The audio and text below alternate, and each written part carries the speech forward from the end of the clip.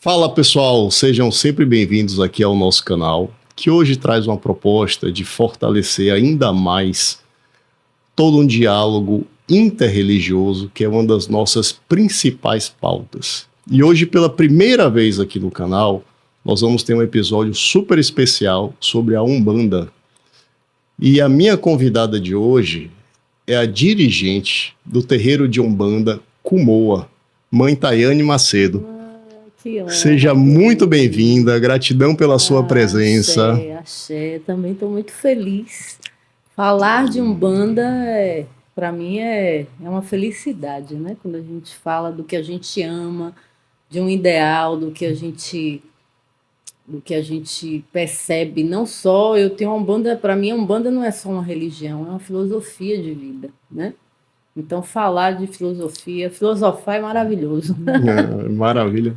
Conta pra gente como foi a sua trajetória dentro da espiritualidade até chegar na Umbanda.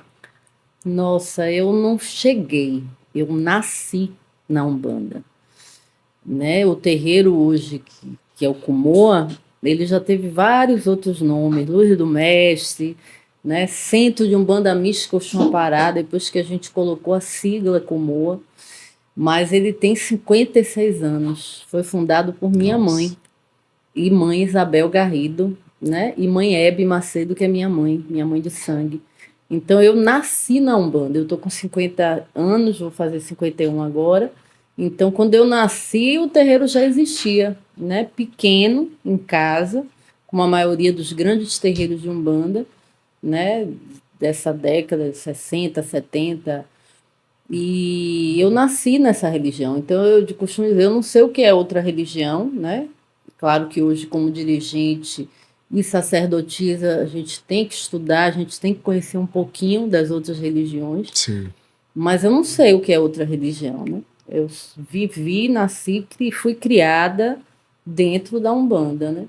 Então, desde pequena, convivendo com as entidades, né? A Umbanda é uma religião que ela cultua as divindades, os orixás, mas também ela cultua as entidades, que são espíritos que encarnaram, desencarnaram, encarnaram, desencarnaram, e hoje trabalham em Aruanda, como a gente diz, para nos ajudar, para nos orientar, faz parte da nossa família espiritual, os caboclos, pretos velhos, Exu, Pombagira, os Eirês, Marujo, Malandro. Hoje a gente assim, tem uma ligação com os arquétipos de 11 arquétipos. Tem até os semirombas dentro de uma parte da Umbanda, que são espíritos de franciscanos, clarianas, que trabalham no terreiro, né? Então, a Umbanda ela tem essa diversidade, né?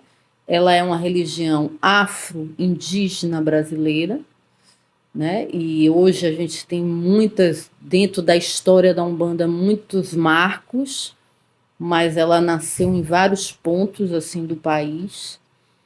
E minha mãe, com esse terreiro de 55 anos, atravessou décadas, né? Então, eu nasci, criei e tive uma história dentro do terreiro, né? Até assumir o sacerdócio. E qual é o maior desafio hoje, como sacerdotisa, dirigente de um terreiro de Umbanda como Kumoa? Nossa, Bruno, pergunta difícil, porque são muitos os desafios. Não é só um, são vários. Desde você lidar com o ser humano, eu acho que é o Sim. maior desafio hoje. Você lidar com esse ser humano que cada vez mais está aí posto, cheio de uma vida contemporânea, né? Uma contemporaneidade hoje que a gente vive, né? Um mundo totalmente diferente do que se viveu há décadas atrás, né? O avanço da tecnologia, da internet. Então, esse ser humano hoje, eu vejo ele cada vez mais precisando de um alicerce, mas não só espiritual. Sim. E isso é uma coisa que eu trago muito lá dentro do Kumoa, né? Eu percebi isso, vinha percebendo. Eu assumi o Kumoa em 2015, após um luto de família, né? Eu tive câncer de mama, depois minha mãe e depois meu irmão, que faleceu, em 2015. E a gente fechou o terreiro antes de meu irmão falecer, né? Porque foi um atrás do outro, a gente fechou para cuidar da gente. Claro. Né? E não tinha pretensão de reabrir, mas em 2015 a gente resolveu reabrir para minha mãe voltar. Só que minha mãe não voltou da forma como a gente imaginava, e aí eu acabei assumindo com o Pai Rai, que é um médium de 30 anos lá, também conviveu com minha mãe, com o terreiro, né? Então eu costumo dizer que é um terreiro que tem pai e mãe, né? Sim. Dentro hoje da dirigência lá, do comando, tem um pai e tem uma mãe, né? Tem a força masculina e a força feminina. Então, são muitos os desafios, mas o maior que eu acho é lidar com o ser humano e fazer com que esse ser humano entenda que ele precisa cuidar de um tripé. Eu bato muito hoje nisso: corpo, mente e espírito. Não adianta cuidar de um e negligenciar os outros. Não adianta cuidar do corpo, esquecer a mente e o espírito, não adianta, e por aí vai. Então, acho que é o grande desafio hoje. Excelente. E em relação ao Kumoa, qual o funcionamento, como que se dá o funcionamento do Kumoa hoje? Vocês têm, falo tanto internamente quanto para o público externo. Hoje a gente tem uma comunidade, né, dentro do terreiro, né? A gente tem os filhos da casa, hoje a gente tem uns 115 filhos, né, que fazem as obrigações, né? Um pouco diferente do candomblé, mas a Umbanda ela também tem a parte de preceitos, de obrigações. A gente tem esses 115 filhos. E a gente tem hoje os alunos e consulentes. Eu tenho 3 públicos lá, assim. Sim. Né? Eu tenho aquele aluno consulente que entrou lá, se encantou pela Umbanda e resolveu estudar. Hoje eu tenho eu tenho um instituto. Dentro do instituto eu tenho um colégio Kumoa e eu tenho um terreiro, que é a parte, né, da ritualística mesmo. Sim. Então, no Instituto eu tenho um colégio hoje. Hoje eu tenho quase 400 alunos. É mesmo? Que estudam Umbanda, que está ali, né? A gente tem vários cursos dentro do Instituto que a gente traz esse estudo, né? Uma coisa que eu não abro mão é você estudar e você conhecer. Sim. Porque as pessoas entram muito lá, entrei pelo amor, outros entrei pela dor, mas o que é a religião? Né? Sim, eu amo, gostei, quero ser da religião. Mas se você conhecer a religião. Sim, né? Fundamental. Então, a gente hoje funciona às terças-feiras, a gente recebe em média 600 pessoas lá, com vários comandos, assim. A gente tem a palestra, que começa pela palestra, depois a abertura, onde a gente canta para os orixás, incensa, tem todo um ritual, e aí começam os trabalhos. Você pega uma ficha, né? Hoje é pelo site, e aí nessa ficha você troca por um alimento, porque a gente tem um projeto lá dentro chamado Amor e Caridade, que a gente distribui 600 cestas básicas por mês, né, para famílias cadastradas lá do entorno. Então a gente tem esse projeto social lá, e a terça é onde você leva o alimento e troca a sua ficha pelo alimento. Então eu tenho aconselhamento com os guias, preto velho, caboclo, cigano, marujo, malandro.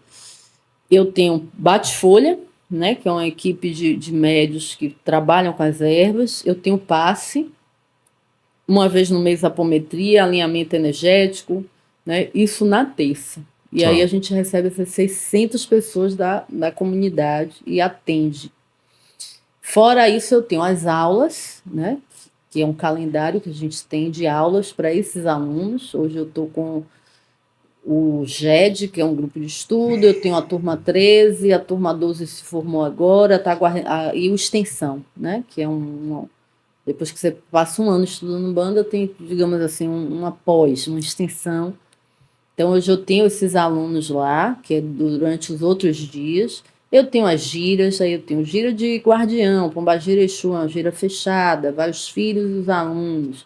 Eu tenho uma solene, uma festiva, né? Esse mês que passou teve Cosme e Damião, Caruru dos Ereis, teve a solene de Xangô, então já é uma outra atividade. E durante a semana, Bruno, eu tenho uma agenda hoje lá de tratamentos por causa desse tripé assim que eu trago, né? Não adianta só cuidar do espiritual. Sim. Eu percebo que 90% das pessoas que vão ali em busca de uma ajuda não é espiritual, né? É de ordem mental. Ah, é? Isso eu te digo assim com toda certeza, sem medo de errar. É claro, você tem um problema espiritual atrelado Sim. a um fator mental, né? Um exemplo. Eu abro o meu campo e aí eu digo sempre, a gente atrai o obsessor que merece. Mas quem atraiu foi você, foi o seu mental, né? Então hoje eu tenho lá 11 psicólogos que atendem de segunda a sexta. Eu tenho acupuntura, eu tenho cromoterapia, eu tenho reiki, eu tenho ozonioterapia, eu tenho radiestesia. Eu tenho uma agenda hoje de mais de 20 profissionais que trabalham gratuitamente de segunda a sexta. Mas que as pessoas vão e faz parte de um tratamento espiritual. Porque quando o caboclo lá em cima chega no atendimento e diz: meu filho, você precisa de terapia, né? A gente vem de uma geração de pessoas que não queriam fazer terapia. Terapia que acham era que terapia tido como coisa de coisa maluco. de maluco, né? Um Exatamente. preconceito grande Mas em quando o relação a preto isso. velho caboclo disfarça, ele, eu vou fazer, faz como um tratamento espiritual, faz. Ótimo. E aí fica. O terapeuta depois, a gente tem um combinado, a gente dá 10 sessões de emergência e o terapeuta depois leva, né? Porque ele vê que não é esse bicho de 7 cabeças. Então a gente hoje tem quebrado muitos paradigmas em relação a isso. E muitos preconceitos, né? Também. Muito, muito, muito. E tá caminhando, né? Tá caminhando. Incrível. E em relação à origem da Umbanda, né, você trouxe a origem que passa pelo Rio de Janeiro, tem toda uma pelo menos é o que se traz mais assim nas literaturas sobre aquele caso de, acho que Zélio Fernandes Moraes, Fernandino Moraes, né? Medrado, inclusive, quando esteve aqui,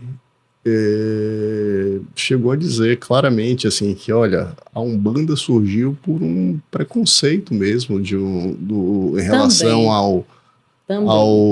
ao acolhimento de alguns espíritos que não tinham, ele traz assim, né, aquele sobrenome nobre, né, então eram pretos velhos, tinham espíritos de origem caboclo, né? Exatamente. A história de Zélio é uma história muito interessante, mas assim, hoje a gente acaba, se fosse essa pergunta só fosse uns 5 anos atrás, eu diria assim, como uma verdade absoluta. Mas hoje, através de historiadores, pesquisadores que vêm trazendo, e diante de todo esse contexto que a gente vive hoje, né, na sociedade, de letramento, de entender os nossos processos, né, dentro dessa sociedade colonialista, eurocentrada, né, a gente hoje, meu discurso já é outro, né, através dessas novas descobertas, né, que a gente tem. A gente tem a Umbanda, a gente pode dizer que Zélio, ele hoje, não, a Umbanda nasceu de Zélio, não. Zélio foi um marco. Mas a gente tem outras histórias hoje que são reveladas que a gente não tinha isso há um tempo atrás. A gente tem uma Luzia Pita, que é uma escravizada de 1700 e pouco, e que fazia uma gira de Umbanda e que recebia espíritos ancestrais, né? Isso é Umbanda. Trabalhava com ervas, trabalhava com cura através das ervas. Então, você tem Tata Tancredo também, que vem da macumba carioca, né? E tantas outras. A origem da Umbanda, a Umbanda, quando você vai se aprofundar na parte africana, a Umbanda é extremamente banto. Extremamente banto. Né? O que ela traz dentro da sua cultura é extremamente banto. E Zélio foi mais um também, dentro dessa proposta, né? Em 1908. Agora, 15 de novembro, né? A gente vai fazer o quê? Dentro desse marco, 116 anos. Ele tinha mediunidade ostensiva, a família não sabia o que fazer e levou no Centro Espírita de Niterói. Chegando lá, ele se manifestou um caboclo e questiona essa questão, né, do preconceito que o espiritismo tinha. Mas logo depois, ele funda dentro da casa dele um terreiro, né, que também já existiam muitos outros terreiros nesse contexto, né? Minha mãe mesmo em 69 começou um terreiro em casa. Então, você tinha muito isso, né? A pessoa tinha mediunidade, os espíritos vinham se comunicar e dentro de casa você fazia o atendimento.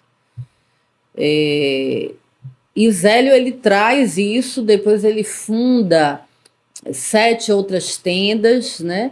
Todas também com nomes de santos católicos, e aí você vê a influência que Zélio tinha do catolicismo e do espiritismo. Então, quando você hoje, Bruninho, vai estudar a história da Umbanda, hoje a gente conta de uma outra forma, né? Houve um embranquecimento, houve toda uma história, né, dentro que a gente acompanha dentro desse letramento que a gente tem hoje, e que a Umbanda também foi uma religião que foi totalmente velada, assim, nesse sentido, né? Tá. Então, hoje a gente respeita a história de Zélio e Cultua, mas a gente não pode dizer que é uma origem só. Tá. Né? São várias origens. E dentro da Umbanda você tem essa forte estrutura. Zélio morreu se dizendo espírita. Uhum. Né? Então você tem essa forte influência do espiritismo Sim. e do catolicismo, e tem a macumba carioca que traz muito forte a questão do candomblé de África, né? E aí vai se fundindo, e hoje você tem muitos terreiros e nenhum é igual ao outro. Tá. Cada terreiro tem a sua forma. Uns mais tendendo para o catolicismo, com santos católicos no altar, né?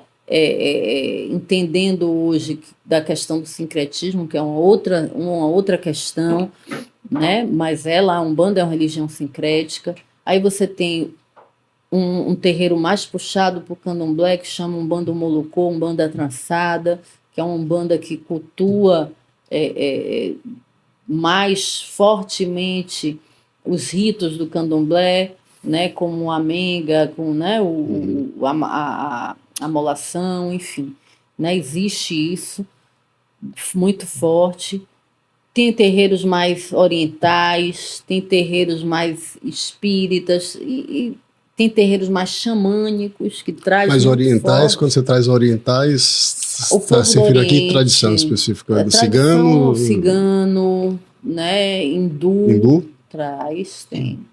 Né? Aí hoje você já tem terreiros que trazem a experiência da Huasca, a gente chama Umbandaime, que é um banda que dentro do ritual da ritualística bebe o chá, né, e cultua através do chá. Então, assim, muitas umbandas, né? Não existe a minha umbanda é a certa, a outra errada.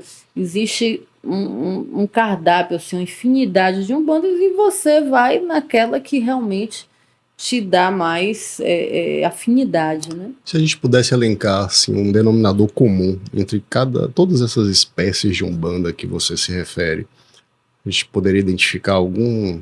Culto ao orixá, as divindades e as entidades, né? Mas, assim, o principal são as entidades, principalmente caboclo, criança e preto velho. Esse tripé dentro da Umbanda é muito forte. É uma coisa que você acha em todos os terreiros. Agora, culto ao orixá, você vai ter terreiros que vai cultuar 7 orixás, outros que cultuam 14, outros que cultuam 21, outros, sabe? Tá. Cada Umbanda tem o seu...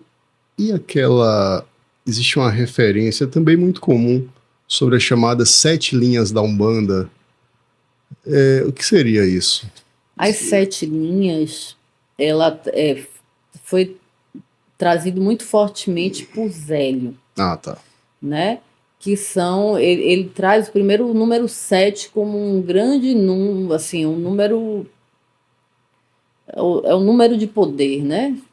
Dentro, não só dentro da religião, você tem os 7 dias da semana, né? Os 7 ondas, 7 raios, 7 planetas, 7, sabe? O 7 é um número fortíssimo, não só na Umbanda, como em outras tradições. E as 7 linhas ele traz como, aí cada terreiro, cada forma, traz as 7 linhas como o culto a 7 orixás. Ah, tá. Né? Então, no meu terreiro, digamos, é Oxum, Yansan, Ogum, Oxóssi, Xangô, Oxalá. São 7. No outro já não tem Yansan, tem Nanã. Certo. Né? Como o culto supremo. Então, as 7 linhas é muito forte dentro dos terreiros de Umbanda, né? Aí você tem na década de 90, Rubens Saraceni, que traz uma teologia dentro da Umbanda. Eu tenho exatamente sobre isso, tem uma abordagem que eu queria explorar com você um pouquinho mais lá na frente, mas fala um pouco de leis espirituais, que ele traz muito isso na literatura dele.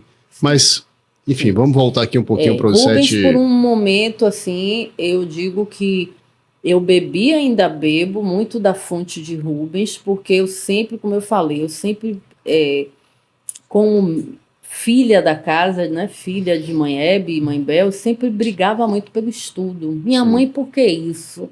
E elas vêm dessa época que dizem assim, é assim porque é assim, não pergunte não. Sim. E eu ficava indignada, eu quero estudar, eu quero saber o porquê disso, o porquê daquilo.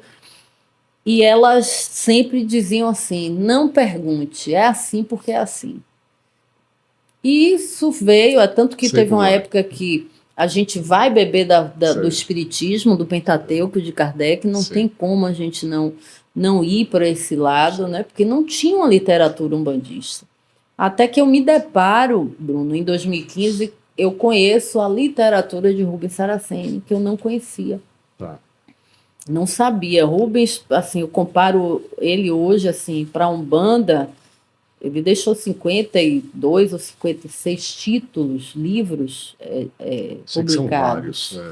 Né? Então, eu digo, é o nosso Chico Xavier dentro da Umbanda, assim. Mas ele traz uma vertente, né? Ele traz uma vertente onde tem muitas coisas interessantes, mas hoje eu posso depois dizer, de 10 anos, eu faço uma revisão. É tanto que esse ano eu não fiz a turma 14.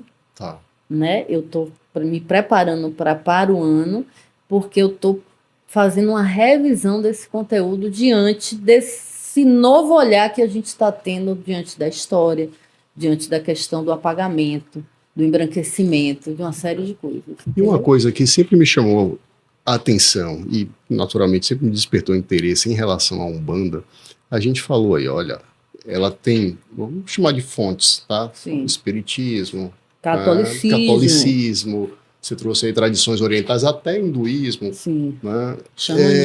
Xamanismo.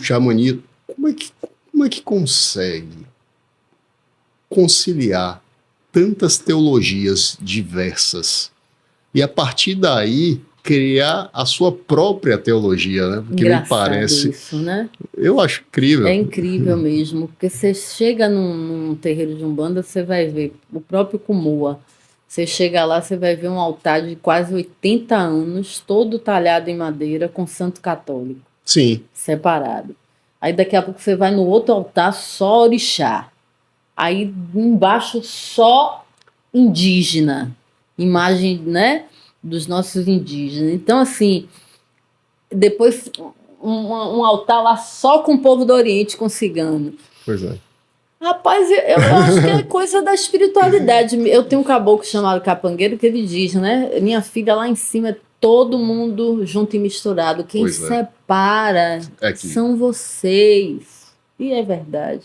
É a gente que separa, entendeu? Eu vejo muito dessa forma. A gente é que tem essa mania de, né? Cada um no seu quadrado. E é encantador, porque você agrega muitas pessoas dentro desse processo. Você fez referência aí ao Pentateuco. Aí o Pentateuco tem uma Gênese. Vamos falar um pouco, só para pegar um exemplo disso aí. Sim. Um único tópico para ilustrar isso que a gente está falando. Cosmogênese. Aí você tem lá o Pentateuco que traz uma cosmogênese. Aí você tem aqui Rubens que traz Rubens também tem um livro da criação. É. Aí você vai também para os mitos de Yorubás, que de alguma forma imagina que traz uma outra cosmogonia. Né? E aí você vai para a cosmologia agora indígena, que a gente está tendo acesso a isso. Eu estou começando a estudar a cosmologia indígena, que já é uma outra história. É encantador. É encantador. Se a gente entender que a gente não pode ficar numa caixinha e que a gente tem que abrir, é encantador. E acaba uma complementando ou enriquecendo a outra. Né? Eu vejo muito dessa forma. Né? A mesma coisa, não existe a religião melhor, não existe a religião pior. Né? Não existe. Cada religião traz, gente, a sua forma de ver o mundo, de trazer Deus, de trazer a fé. E cada um vai se adequar àquilo que está mais próximo da sua verdade. Está tudo certo. Está tudo certo. Não existe errado. Né? Cada um vai trilhando o caminho. E aí voltando um pouco para aquilo que eu tinha referido há um tempo atrás, sobre a obra de Sarraceni, salvo engano é no livro da Criação, ele faz referência, deve fazer em outros também, né? Faz referência a leis espirituais, aí faz causa e efeito, lei do retorno. Sim. Rubens era espírita, né? Ele trazia uma filosofia espírita muito forte. Essas leis, vamos dizer assim, elas fazem parte de alguma forma da teogonia, de uma teogonia, vamos dizer assim, uma teologia geral da Umbanda, ou é algo que... Se você for olhar esses terreiros, a maioria desses terreiros que vieram dessa formação de Zélio, existe, traz muito forte. Né? Os terreiros que hoje trazem a cosmologia mais africana já é uma outra pegada, como a indígena também já é uma outra, né? Mas hoje, se você for olhar, a maioria do que está posto hoje dos terreiros traz essa visão muito parecida com o que Rubens trazia, o W.W. Mate Silva, que também foi um escritor que também trouxe a Umbanda esotérica, né? Se você for olhar, são várias Umbandas, esotérica, popular, Umbanda sagrada, Umbanda Molocô, Umbanda branca, né? Tem uma época que hoje a gente vê a questão do embranquecimento, a questão do apagamento, mas existia uma Umbanda branca, que era aquela mesa branca que eles chamavam, que trazia muito mais questões espíritas, né, do espiritismo e tudo. Então, assim, hoje está tudo muito ainda, eu posso dizer, Bruninho, está tudo muito ainda, não confuso, mas saindo assim, sabe, emergindo. A história da Umbanda, né, todas essas questões, esses atravessamentos que a gente hoje vive dentro da sociedade, essas novas narrativas, né? E eu acompanhando isso hoje, assim, eu digo, caraca, como as coisas estão numa rapidez e ao mesmo tempo assim, pesquisas vindo, história vindo à tona, coisas que a gente não tinha acesso, né? Lá atrás, e a gente olha assim e diz, pô, e agora, né? Então, eu digo hoje, o momento hoje, meu olhar, é um momento hoje de você rever algumas questões. Né? Eu tenho parado para rever, fazer algumas releituras, tanto que como eu falei, eu suspendi o curso esse ano para poder rever algumas coisas. Você consegue trazer, dividir, compartilhar com a gente algumas dessas reflexões, algo que esteja, vamos dizer assim, na sua pauta de reflexão? A história da Umbanda, né? Essa influência banto que a gente não considerava antes. A gente dizia, como eu disse, você pode pegar entrevistas minhas de 5, 6 anos atrás, que eu vou dizer, a Umbanda é uma religião brasileira fundada por um brasileiro. Não é, hoje em dia não é mais o que está posto. Então, a história, a gente se adaptou muito à Umbanda Sagrada, a gente que eu falo Kumoa, e hoje eu estou vendo algumas questões dentro da Umbanda Sagrada que já não se encaixa mais, como, por exemplo, a questão de... O que é que eu posso trazer aqui para você? Muita coisa a gente não seguia, tá? Tá. Da Umbanda Sagrada, mas a gente meio que encostou assim dentro dessa teologia que Rubens trazia, que é muito bacana. Sim. As partes práticas, não. A gente não seguia à risca um terreiro de Umbanda Sagrada, né? Mas, por exemplo, a gente está revendo a questão de tronos, né? Que Rubens traz os tronos. Ah, não existe? Existe, mas não com esse nome trono. Trono vem da cultura judaico-cristã. É isso. Você entende? A hierarquia angélica. Você entende que não, hoje, quando a gente vai se debruçar dentro desse estudo africano, indígena, né? E da questão também do apagamento, do aturamento disso tudo, a gente está revendo algumas coisas, né? Rubens, ele traz duas divindades interessantíssimas que eu digo a veracidade dessas divindades porque eu sinto a presença, é forte em mim, mas eu não posso dizer que é orixá, Tá. que é Logunã e Egunitá, entende? Eu não posso dizer que é um orixá, é uma divindade, mas eu não posso dizer porque orixá vem de África. Você entende? Sim. Então, são questõezinhas, por exemplo, Rubens, isso a gente nunca seguiu, mas Rubens sempre dizia na cruz mediúnica que se você, sendo masculino, você só pode ter um orixá de frente masculino. Sim. A gente nunca entendeu dessa forma, né? E que Perfeito. hoje está posto aí a questão de gênero e Sim, de tantas claro. outras coisas. Então, tá dando um nó na minha cabeça. Esse podcast, inclusive, vai ser divulgado aí para os filhos, porque é a primeira vez que eu estou falando, as pessoas, a comunidade lá do Kumoa sabe que tá, porque eu fui cobrada muito de não ter curso, Sim. mas é porque eu parei para ver o que estava Pra acontecendo e refletir. refletir, fazer uma nova releitura. E isso é muito bonito, assim, só o fato de você admitir a possibilidade até de rever conceitos. Pois é.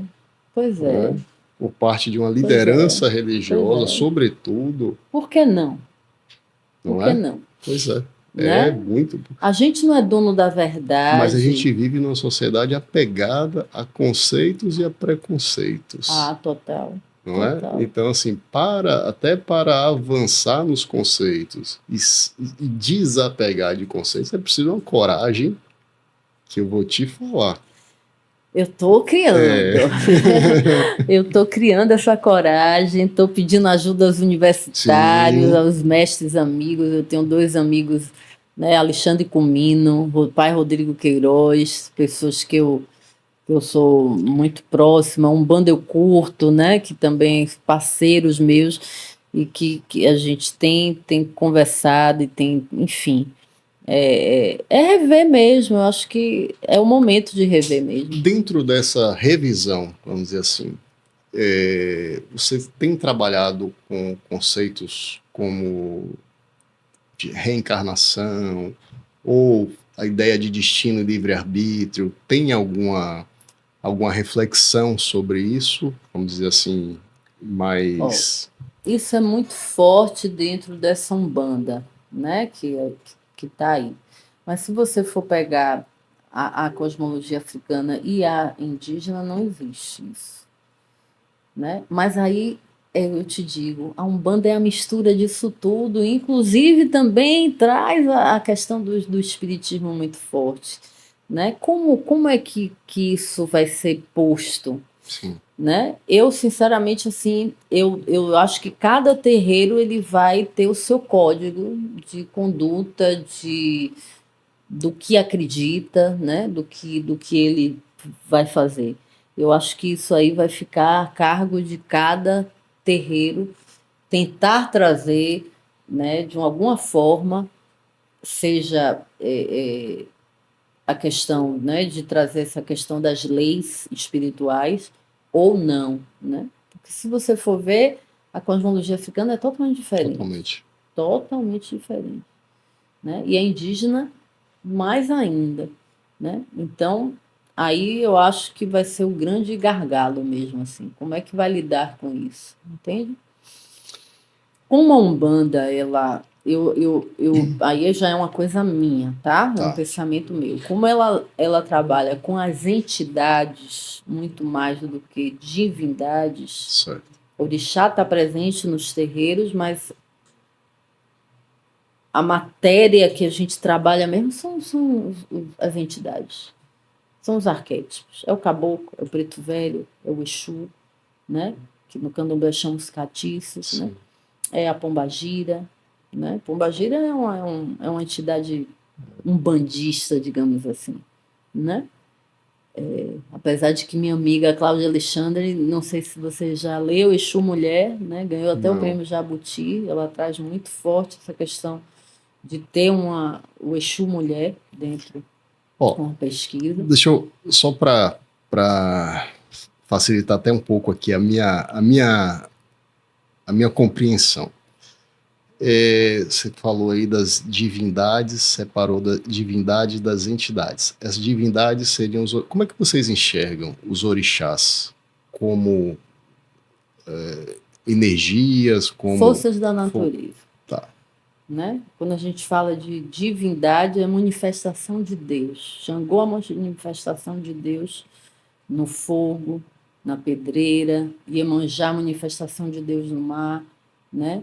Oxum, manifestação de Deus no amor, na cachoeira, né? Então, são manifestações de Deus. A gente vê as divindades, a gente enxerga dessa forma, como parte de Deus, né? Olorum, né? Como você queira dizer. Então, orixá não fala, orixá é uma força que vem e que traz o seu axé ali, mas ele não fala, ele se comunica de outra forma. Ele se comunica, por exemplo, através do jogo de fado, jogo de búzios, né? com o pai de santo e mãe de santo. Isso muito mais por candomblé. Na Umbanda, orixá também não fala. Né? Tem terreiros, por exemplo, de Umbanda que não manifesta, que cultua o orixá, mas não manifesta. Eu ia te perguntar se vocês manifestavam orixá lá no nosso a gente manifesta, mas também é muito mais raro. Né?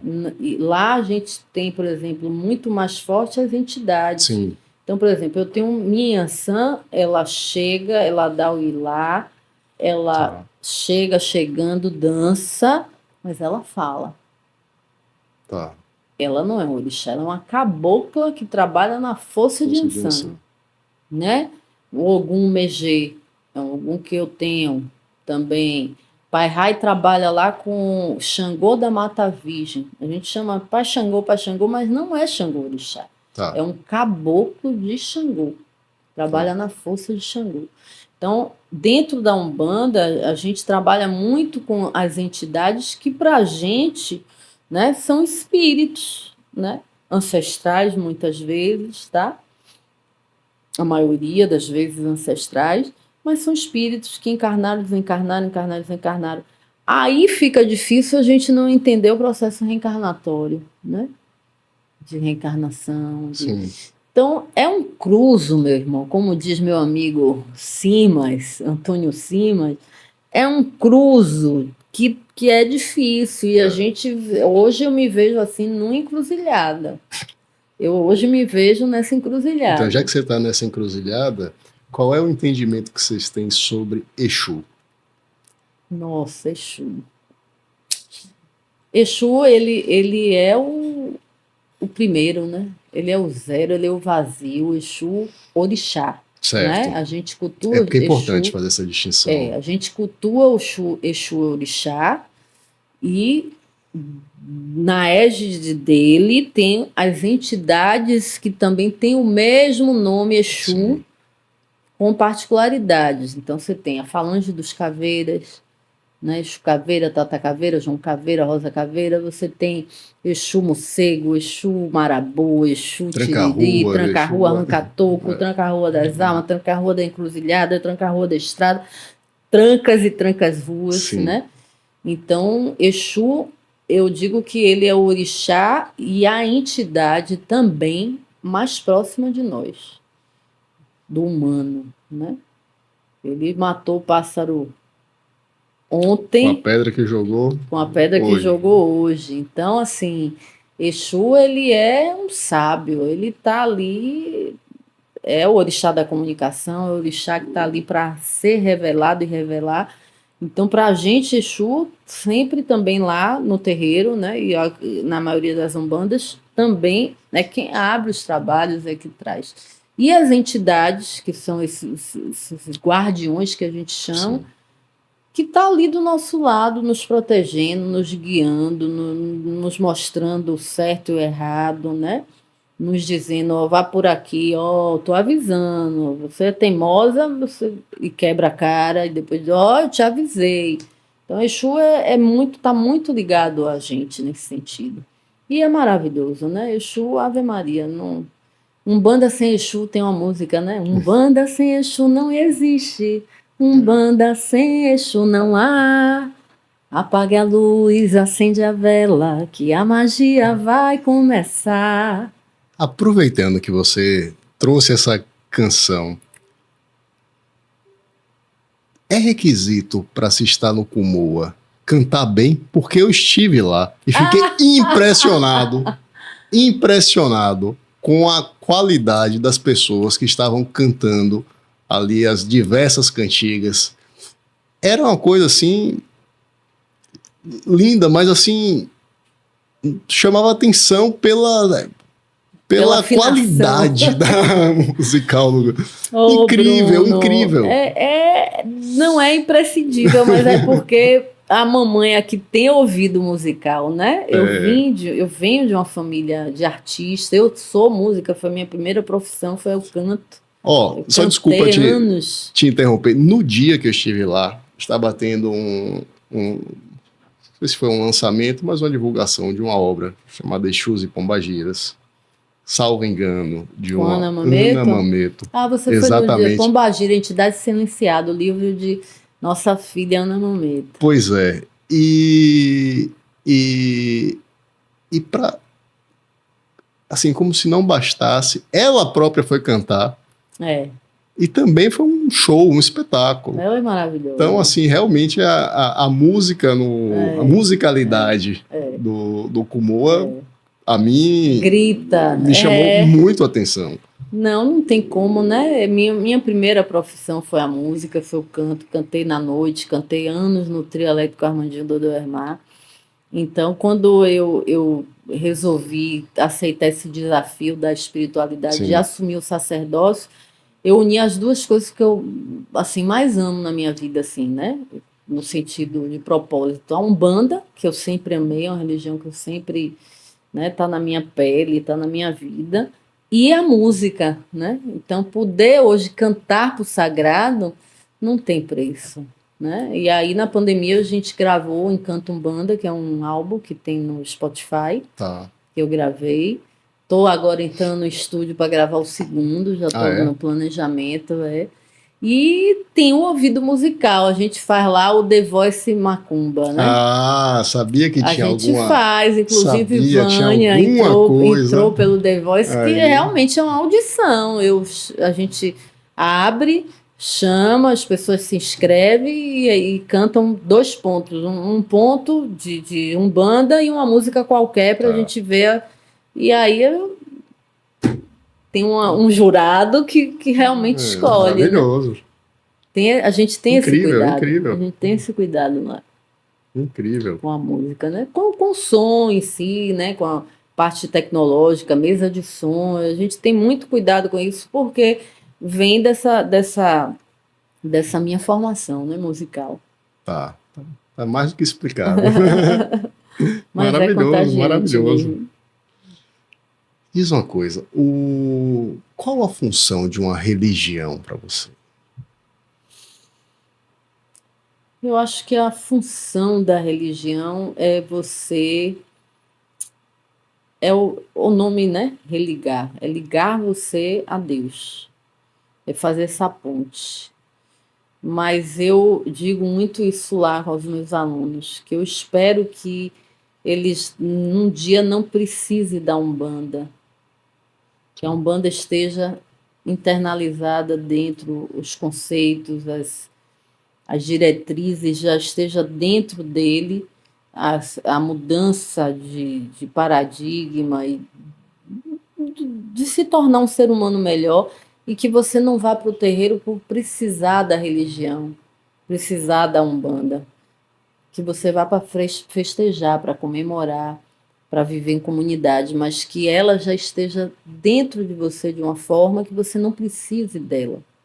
Então eu acho que a função da religião é esse ligar a Deus, mas não te tornar dependente, entende? Tá. Eu acho que hoje, né, com o que a gente vê aí no mundo, né, o que está acontecendo aí, as guerras e tudo, em função de uma ideologia religiosa, de uma. Então, isso para mim não tem função. Essa religião para mim não tem função, porque levar você à guerra, à morte, a matar, né?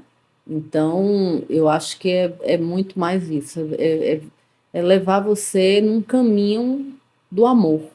Eu acho que o principal lema das religiões tem que ser o amor, o amar. Através do amor você respeita, através do amor você traz sabedoria, através do amor você se cura, através do amor. O amor ágape, o amor sublime, eu acho que é aí que tá. Perfeito.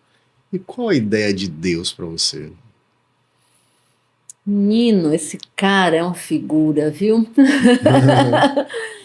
Deus Se é é que, tudo. E se é eu que sou você Deus, considera que você é existe um Deus Deus. externo, um Deus observador, ou se existe um Não, eu Deus que acho que seja um todos todo. nós. Deus É, é vida. Para mim, Deus é vida. É a vida que está em mim, você, no planeta, nos animais. É a força da natureza é Deus. Quando eu vejo a chuva caindo, é Deus ali. Quando eu vejo o sol, o pôr do sol é Deus. Deus é isso tudo. E eu sou Deus também. Deus tá em mim. maravilha, maravilha. E a importância da natureza no contexto da Umbanda?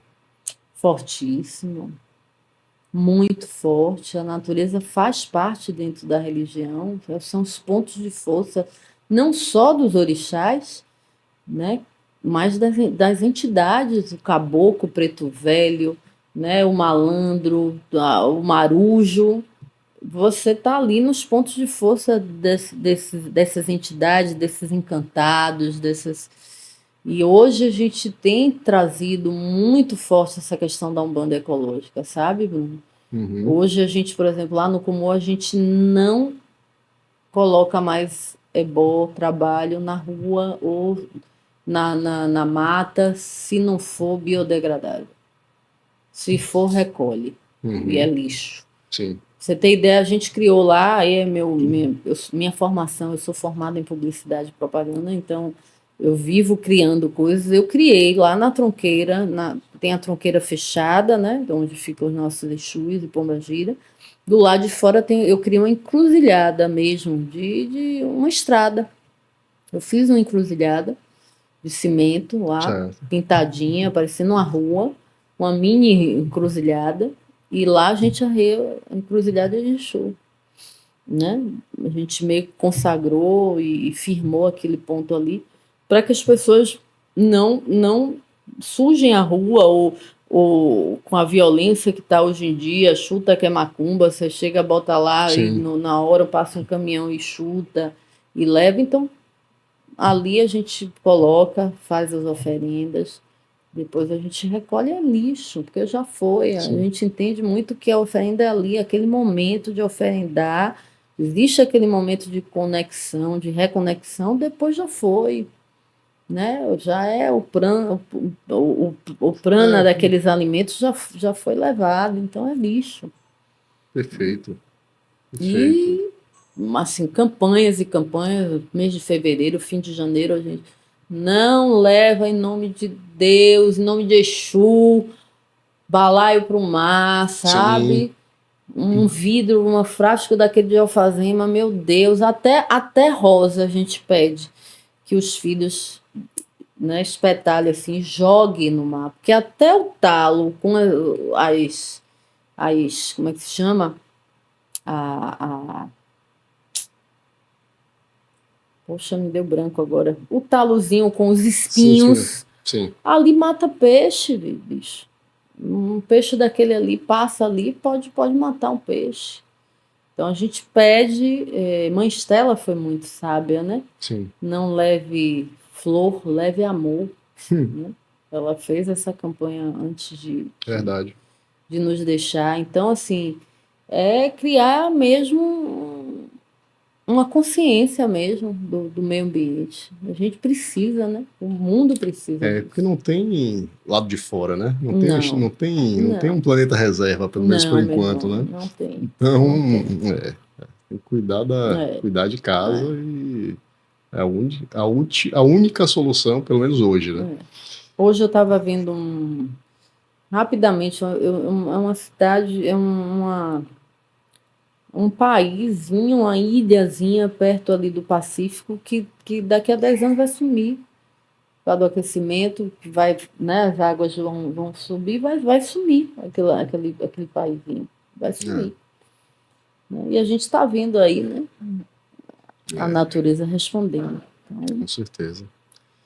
Me diz uma coisa, ainda voltando um pouco para essas entidades que se cultuam na Umbanda, existe algum tipo de hierarquia entre elas no astral ou, ou não? não existe hierarquia. Preto velho, caboclo, malandro, todos eles têm uma força E aí você tinha. dentro do processo, não existe. O que existe é o seguinte, assim, a gente, por exemplo, lá, eu tenho minha família espiritual, você tem sua família espiritual. Dentro dessa sua família espiritual, você provavelmente tem um guia-chefe, tem um mentor primeiro, depois um guia-chefe, depois um guia Sim, de trabalho. Então existe uma hierarquia, né? Por exemplo, meu guia-chefe sempre foi Flecha Dourada. Foi um caboclo que eu manifestei com 15 anos de idade. Só que ano retrasado ele me deixou, né? Ele seguiu o processo evolutivo tá. dele, disse que não vinha mais trabalhar como daquela forma, que ele ia trabalhar de outra forma, né? E foi um chororô. Para mim foi uma vez eu comentei isso com, não sei com quem foi, eu disse, eu enterrei um espírito. Eu fui para um enterro de um espírito. Como assim? Eu disse, porque a dor que eu senti foi como se alguém tivesse morrido, né? Desencarnado. E na verdade ele era um espírito, mas foi um sentimento assim de muito parecido. E ele depois, e aí ele no mesmo dia ele determinou um outro guia que era cobra coral, Uhum, né? Eu achei até que ele ia chamar Capangueiro, que é um guia de trabalho, que é um guia que sim. trabalha comigo há anos, atendendo lá as pessoas. Mas Capangueiro disse: eu não quero essa responsabilidade, não. E aí, seu Cobra Coral veio e está comigo já há 2 anos, mudando muita coisa. Acho que muito dessa minha inquietude esse ano de não fazer curso, de vir, vem muito dele. Tá. Eu digo que ele é um CEO na espiritualidade, porque ele Uhum, tem arrumado algumas coisas que eu antes não, né? E quando ele chegou, ele disse isso: vim trazer ordem, respeito, disciplina e preceito. ó, No discurso dele, ele falou isso. Então, eu hoje tenho, né? Tenho essa devoção a ele assim. E tem o seu Zé, que trabalha comigo. Então, assim, tem uma hierarquia? Tem. Mas eu acho que a sim. hierarquia é no seu, Sim, por sim, você, sim. no seu Com processo. certeza. Mas, tipo assim, caboclo tá Não, acima não, de não foi. Exu, de preto Não, velho, de não sei o quê, não. não, Apesar que a gente separa, né? A esquerda e a direita. tá, isso é a pergunta que eu ia fazer em seguida. Como é que se dá essa separação? A esquerda, pelo que a gente ouve, Porque normalmente são são, trabalhos diferentes, são, né? elas existem mais para quebrar Demanda. demandas, né? Como é que é um pouco isso? Explica para A gente. esquerda, a gente diz dentro da Umbanda que a esquerda é formada pelos guardiões, Exu, Sim, Pombagira, malandro. E ele transita na linha de esquerda, mas ele também transita na linha de preto velho. tá, Por exemplo, você faz uma gira, dentro de uma gira de preto velho pode vir um malandro, tá, juremeiro, né? Porque você vai estudar a história da malandragem, ela nasce na Jurema, no, né, Catimbó, e vai para o Rio de Janeiro, né? Então tem uma mudança assim. Então, a esquerda ela trabalha muito com os nossos guardiões e guardiãs, que é essa força humana, né? Trata muito dessas questões humanas da gente, né? E trabalha muito com quebra de energia, né? Que a gente chama de feitiço, né? Quebra sim, de feitiço, de demanda, mas é dessa energia que a gente abre o nosso campo e acaba o outro nos atingindo, né? Então o Exu ele vem para meio que barrar isso. Já os caboclos pretos velhos, preto velho, Bruninho, são psicólogos da espiritualidade. Você sentar com preto velho para conversar, você está na frente de um terapeuta. sim, É impressionante. É na frente, passam assim lá, pelo menos no Kumor, a maioria dos médios, né, que recebe, você vê o dia que demora mais o atendimento, é tanto que a gente diminui a ficha, certo, que eu digo, preto velho, fala, viu? Mas fala, mas por quê? Porque eles são psicólogos da alma, sim, né? Então eles passam muito menos trabalho, mas em compensação a consulta demora mais porque demorou. eles conversam mesmo. Caboclo é mais também de limpeza, de mais rápido, assim, do problema de trabalho, da sua vida profissional, da sua vida. Pombagira está muito ligada ao amor, mas não Sim, essa coisa de vou trazer seu amor de volta, ou as pessoas se enganam muito. Pombagira, ela tá ali para trazer o seu amor próprio, principalmente com essa mulherada aí é. que a autoestima, né, que foi massacrada por esse patriarcado, né? A gente vai olhar a história da humanidade, o preconceito mais antigo da história da humanidade é a misoginia. Então, assim, Pombagira ela vem para te trazer justamente essa força, né? Força de você se amar, de você se olhar, de você dizer eu posso, né? Não depender de ninguém, a não ser de você mesmo. Então, cada arquétipo trabalha ali com a força, a criança com a pureza, com a simplicidade, né? Os ciganos também, né? Os ciganos, eles são maravilhosos. Os ciganos, eles trabalham muito com a questão da prosperidade, né? A consciência próspera. Não é prosperidade no sentido de você arranjar dinheiro, ficar rico, milionário, né? As pessoas confundem muito isso. É a consciência próspera, né? Você tem uma vida, uma mentalidade próspera, né? Vou falar um pouquinho mais sobre isso. Isso aí acho uma temática super interessante. E por vezes as religiões elas me parecem que não dão um tratamento é, não consideram muito essa questão da prosperidade. Às vezes a prosperidade é até algo que vamos dizer assim, é tido como algo ruim até, né? Que o correto é fazer a caridade. Como é que vocês veem esse conceito da prosperidade com a caridade dentro da filosofia da Umbanda? É como eu digo, cada terreiro tem a sua forma, mas um terreiro puxado muito para o espiritismo e para o catolicismo traz muito isso, né? Sem caridade não há salvação, né? E que a gente tem que o voto de pobreza, o voto Pois de é, isso é um pensamento muito forte cristão, né? A gente traz isso muito enraizado.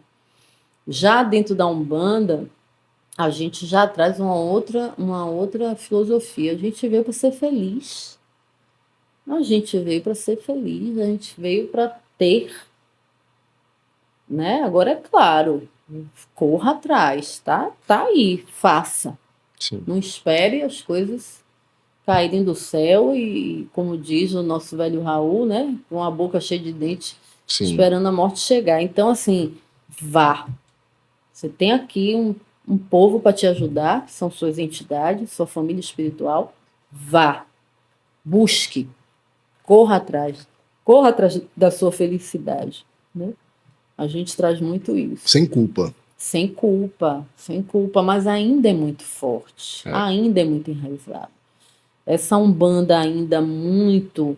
Eu estou falando da Umbanda, mas é o pensamento mesmo que a gente traz. A gente traz muito forte a questão dessas verdades judaico-cristã, é enraizado dentro da gente, dependente da religião, até dentro do próprio candomblé. Sim. A gente traz isso, dentro da Umbanda, dentro do espiritismo, né? O espiritismo muito forte isso. Então, assim, eu acho que vai durar milênios aí para a gente separar o joio do trigo, sabe? Começar a desconstruir algumas coisas. Dentro do Kumoa, especificamente, como é que vocês enxergam a figura de Jesus Cristo dos Evangelhos? Menino, eu digo que Jesus é um cara, para mim ele foi o maior avatar, sim, que existiu nesse planeta, né? E Jesus está presente lá dentro, né? Preto Velho, quando ele chega saudando, né? Louvado seja o Senhor Jesus Cristo. Sim. Né? Um caboclo chega saudando, louvado seja. Não tem como dizer que Jesus não está presente, né? Mas é saber interpretar exatamente o que Jesus trouxe, né? O que eu acho que há um erro muito grave de interpretação, principalmente dos códigos da Bíblia, né? Um erro de interpretação, ou se interpreta como convém. Sim. Né? Então, a gente já vê um Jesus de uma outra forma, né? Um espírito iluminadíssimo e que traz essa força, né, para a gente como exemplo, como guiança, mas de uma outra forma, de uma outra construção, né? Por exemplo, a gente vai estudar agora Pombagira, a gente tem que estudar Maria Madalena. Tá. Né? A gente tem que estudar Lilith. Lilith. Não tem como. Tá ligado, né? Eu acho que é desconstrução mesmo, sabe? É desconstruir algumas coisas. Mas eu digo que Jesus, sim, está presente, está lá e é um espírito iluminadíssimo que comanda, que nos ajuda. É aquilo que volto a dizer que Capangueiro fala: minha filha, lá em cima está todo mundo junto e misturado, quem separa são vocês aqui. Então é a gente que separa, né? Então eu Ave Maria, amo Jesus, acho ele o cara. É verdade. Sou fãzona. Verdade. E Lilith? Como é que você consegue trabalhar Lilith dentro da Umbanda? Com a Pombagira, né? Lilith é aquela... É a Pombagira. É a mulher que quando Adão disse assim, ó, vamos aqui, não vou ser sua costela. Lilith, né? Foi a primeira mulher? É a primeira mulher, né? Dentro da... Antecedeu Eva. Antecedeu Eva. Então, Lilith é Pombagira. Ela é Pombagira. Pombagira é Lilith, porque ela justamente diz isso. Não vim para... Eu não estou atrás de nenhum homem. Eu estou ao lado, eu estou à frente. Então, ela traz essa força. Depois foi demonizado, né? Depois, claro, né? Tudo que foge desse contexto, né? Historicamente, vira demônio, né? Vira demônio, isso é fato. É. Incrível essa perspectiva dos arquétipos, né? Também. Sim. Cada um Lilith tem um arquétipo muito revolucionário, né? Da liberdade, Da né? De liberdade. você ser livre, de É. você, né? E aí vem toda uma questão. Esse livro mesmo que você foi para o lançamento de Ana, Ana fez uma pesquisa mesmo dentro da Umbanda, do quanto a pombagira foi demonizada dentro da própria Umbanda. Chega a ser contraditório, né? Mas dentro desse processo todo, é patriarcado, a misoginia é muito forte,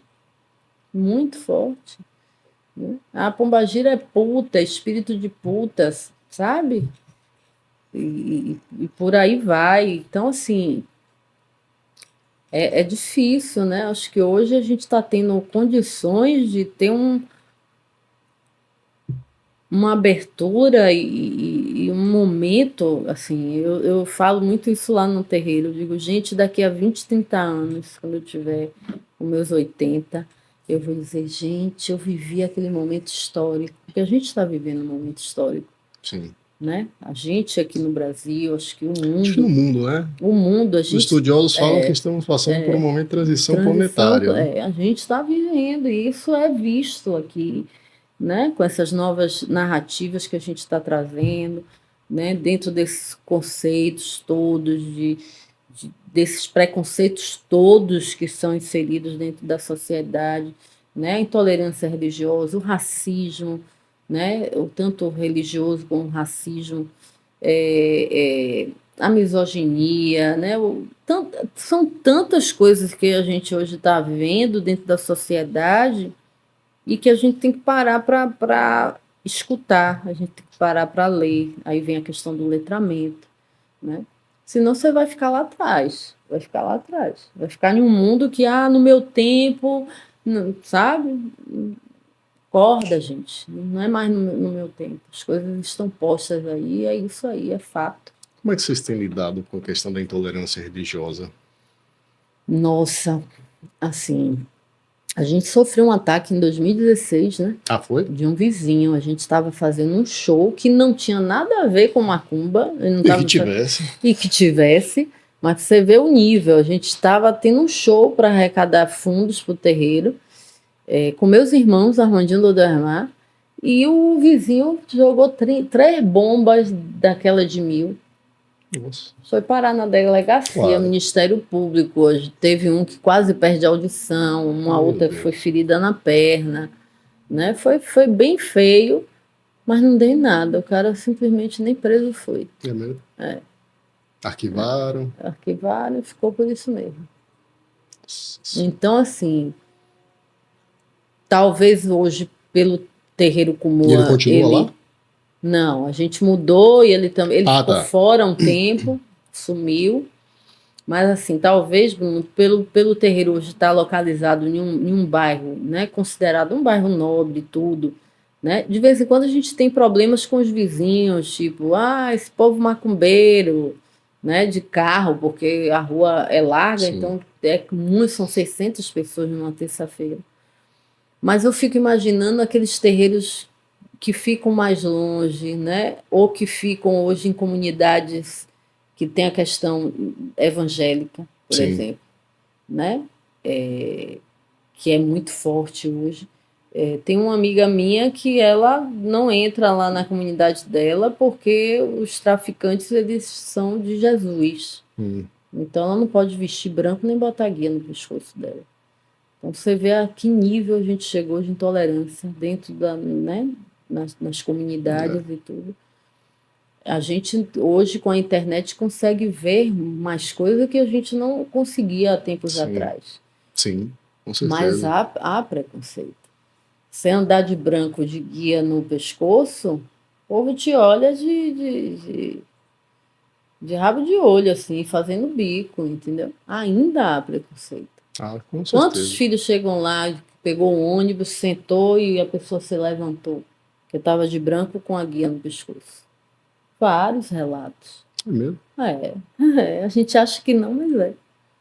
Né? E isso é triste, assim, porque, gente, Sua religião não é melhor do que a minha não é melhor do que a sua, né? Cada um tem a sua religião, acredite, tem a sua fé, acredite no seu Deus, mas respeite a religião do outro. A única coisa que a gente pede é o respeito. Que é o mínimo. É o mínimo. Não pede Respeite. Aí você pega um Instagram, uma rede social dessa e vai ver, gente, povo, né, falando mal da religião do outro, sem conhecer, sem saber, E normalmente é assim, sabe? é sem Demonizando conhecer. a religião que é do outro. Por exemplo, o diabo não existe na Umbanda.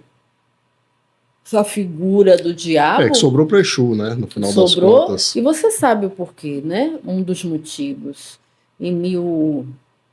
Eu não vou precisar o ano 1500, 1600, quando a Bíblia foi traduzida por Iorubá, o padre africano lá, quando foi traduzir a Bíblia, que tinha lá Lucifer, ele Sim. pegou Exu, porque era o mais próximo do jeito extrovertido, e botou Exu como Lúcifer.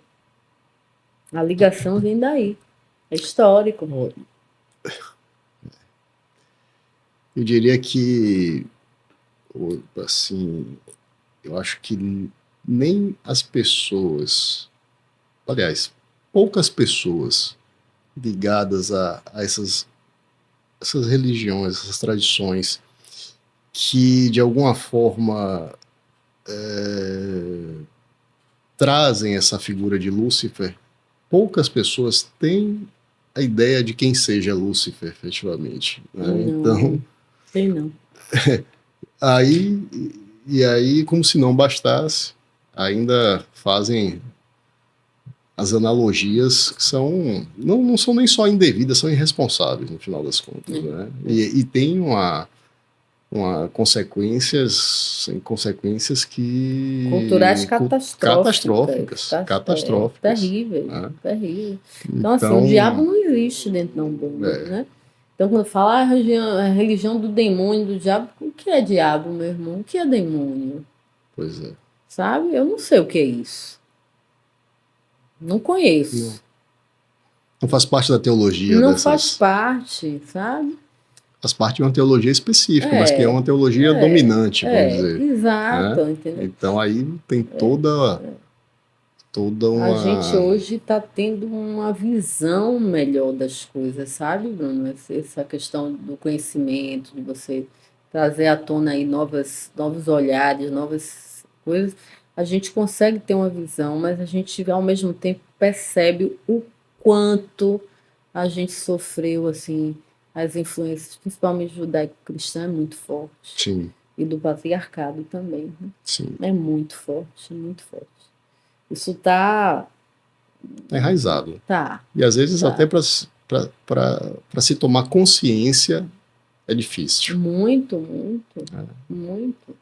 Então, porque é tão arraigado e às vezes vai tão na sutileza que é difícil, às vezes.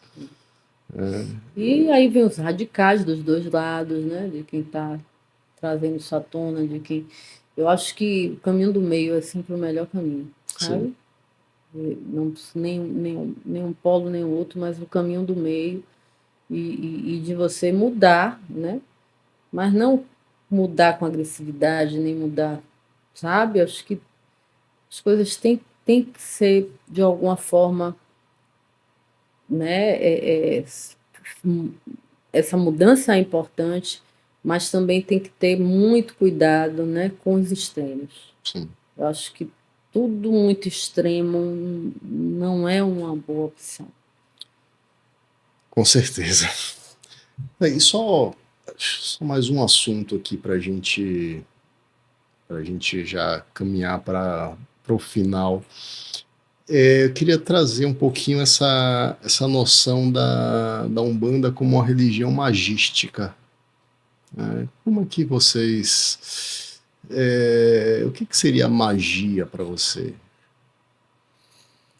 Magia, ela é essa força, é a manipulação dessa força, né? Que a gente pode dizer axé, pode dar o nome que a gente queira dar. A magia, ela traz muito, né, essa ligação, esse encantamento com esse mundo invisível, né? Então, a Umbanda, ela é uma religião magística, né, porque ela trabalha com esse encantamento. A gente se encanta ao fazer um banho, um amaci, a gente se encanta ao acender uma vela, a gente se encanta ao fazer uma oferenda, né? Então, ela é uma religião magística e ritualística, porque ela Sim. tem ritual, né? Ela traz no seu fundamento os rituais.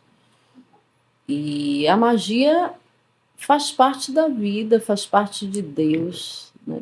Acho que Deus é magia também. Que também foi algo sobre o qual a ideia da magia, sobre o qual incidiu muito preconceito.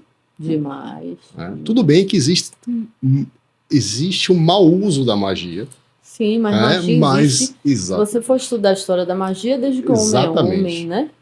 Quando o homem aprende a mexer com fogo, com os elementos, no final das contas, começa aí. O arquétipo do mago. Então, assim, eu brinco até, eu digo que Kardec, se ele nascesse um pouquinho depois, porque ele veio logo no iluminismo, né, no cientificismo, ele ia ser um macumbeiro retado, um macho.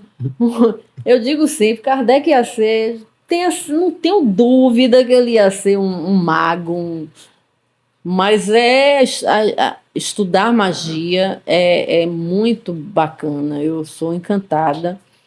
E a magia dentro da Umbanda é muito linda, porque lá no nosso terreiro a gente faz a magia pro bem, claro, né? Pro amor, para a verdade, para as coisas boas da vida. Então, e é mágico, né? Quando você vê a transformação, assim, a virada de chave através da magia é encantamento.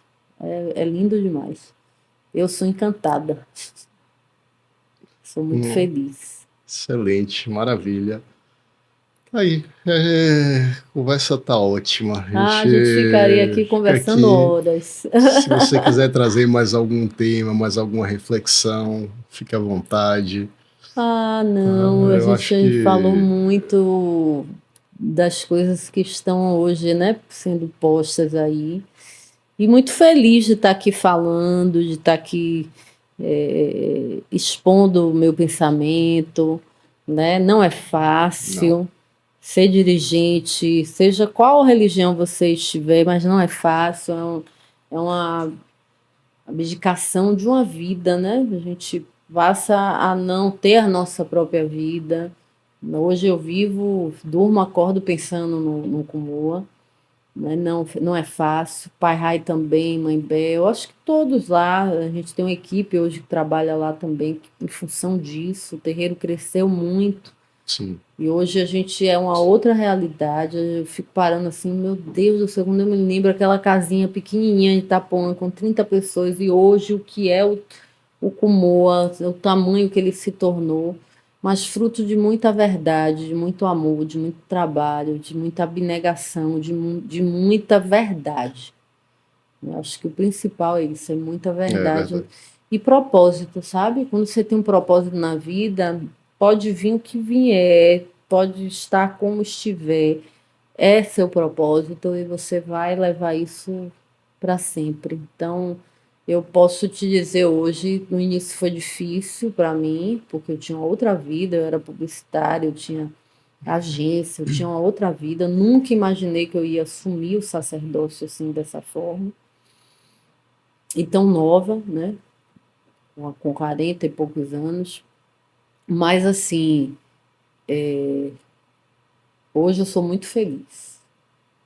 Não vou mentir que de vez em quando bota a cabeça no travesseiro, eu digo assim, meu Deus, onde foi, onde eu amarrei meu jegue, onde eu estou, mas assim, mas é muito rápido, ao mesmo tempo, na mesma hora vem, sabe, assim... Toda aquela satisfação, aquela realização de ver pessoas né, se transformando, sabe, que eu acho que o meu maior sonho é transformar vidas. através da espiritualidade, da religião, mas é transformar vidas, que as pessoas se transformem na sua melhor versão. Esse é meu sonho lá. Sim. Acho que por isso que hoje eu bato tanto na questão da mente, corpo e espírito, né? Cuide da mente, cuide do seu corpo. No final das cuide do seu contas, espírito. é uma coisa só. É. Né? São corpos diferentes, mas né, dentro de uma mesma... integrando ali uma mesma unidade. E aí eu acho que isso é o que mais me motiva, é transformar vidas. É ver pessoas ali se transformando em seres humanos melhores. Eu acho que é isso aí. Excelente, lindo. Axé. Maravilha, tá? Gratidão Axé, imensa, meu amigo. tá? Axé Por também, ter compartilhado aqui seus conhecimentos, suas vivências. Axé. E até uma próxima conversa. Se Deus quiser. E se o Lorum permitir, os orixás, nossos encantados, estarei aqui falando, como diz Mãe Bel, levando ao mundo inteiro a bandeira de Oxalá. Axé, é isso aí. Até a próxima. Tchau, pessoal. Até a próxima.